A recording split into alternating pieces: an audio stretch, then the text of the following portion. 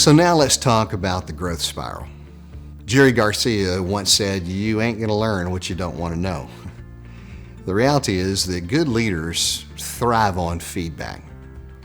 Not only do they receive it well, but they aggressively seek it. It's what we call staying in the growth spiral. See, anytime we get feedback, you've got one of two options. You can either become defensive and descend the growth spiral, and here's how that works. In receiving feedback, if something becomes uncomfortable or that feedback is not easy to receive, then we can become defensive, and defensiveness leads to rationalization. We justify our behavior.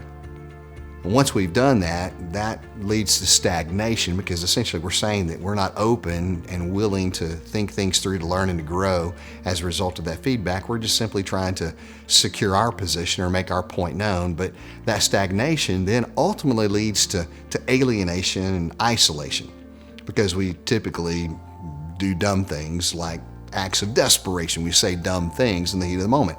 All that is descending down the growth spiral. But if we can catch ourselves, maintain emotional balance, suspend our judgment, then we can ascend the growth spiral.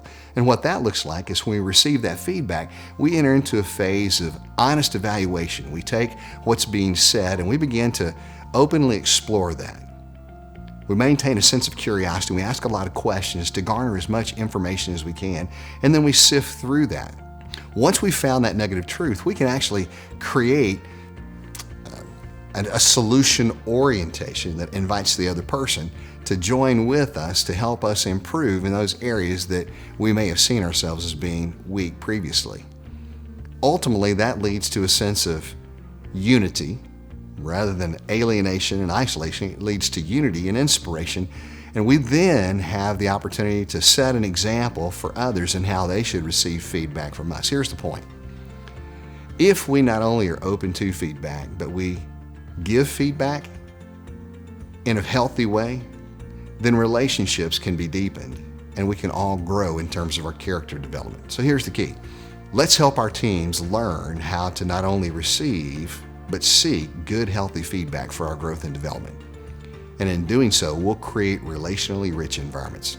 Again, we want to practice these principles to deepen relationships and grow healthy. So come on, let's grow together.